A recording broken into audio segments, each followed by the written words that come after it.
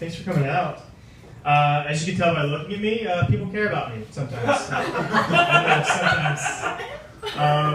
My friends used to set me up with girls when I was coming up through school, and the reason is that I was way too shy to talk to girls. So they always set me up with their other awkward friends, though. Like, they're like, she's awkward, he's awkward, it'll be fantastic. Oh, that's and that's not how it works. Like, two awkwards don't make a positive. They just make a waiter feel really uncomfortable, and then he never comes back. You're like, where's my food?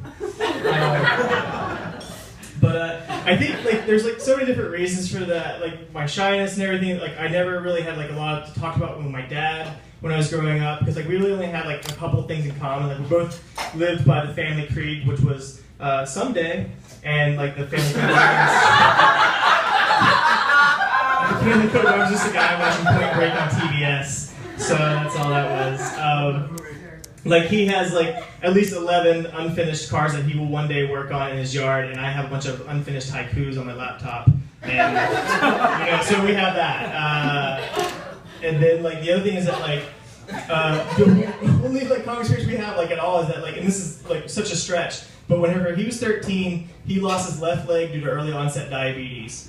When I was 13, I lost my ponytail due to early onset wisdom. And that's it. Like, once it's on the couch, like, oh, I feel like there's a fire in my leg. You've been like, I know, I feel like the wind's going through my ponytail, Dad. Me and you. Nobody else gets, it's just me and you.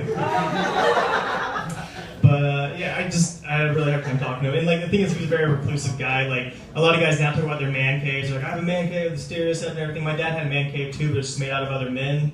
And I was like, maybe talk to him. We'll just let him figure that out. We'll come back to this later. My mom wasn't a whole lot better. She didn't have much time for me because she was always buying dresses because she had gown syndrome. So.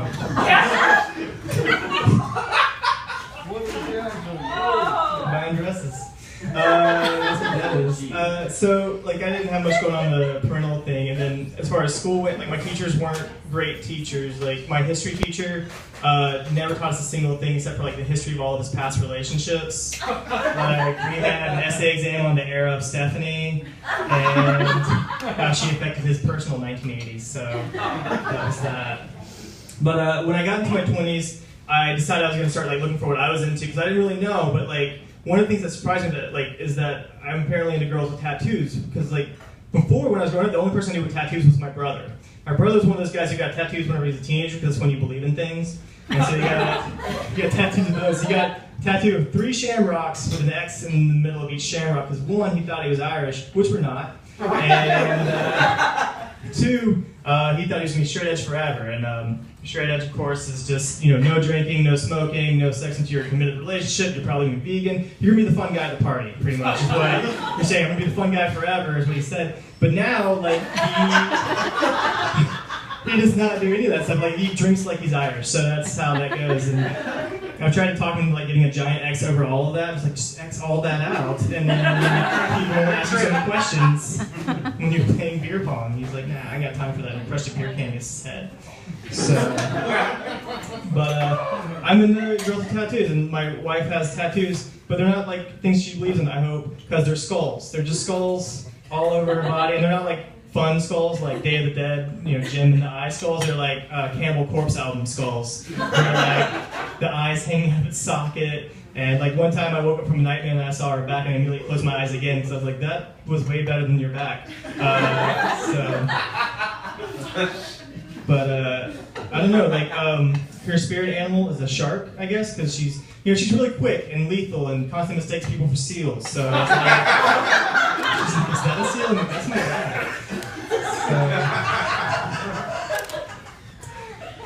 We're married, which is cool. I like it, but it's weird because when I talk to people about being married, they get like kind of tense because marriage is kind of a scary, weird thing to do, because you're telling everybody, you're like, I'm gonna love this person forever, and 2, you're also saying, I'm pretty sure this person will never join a hate group. Like that's, I'm pretty sure of, like, if those were the vows, like people would take it so much more seriously. They're like, in richness and poorness, you're like, yes. They're like, in sickness and in health, you're like, of course. They're like, what if they join a hate group? You're like, ooh.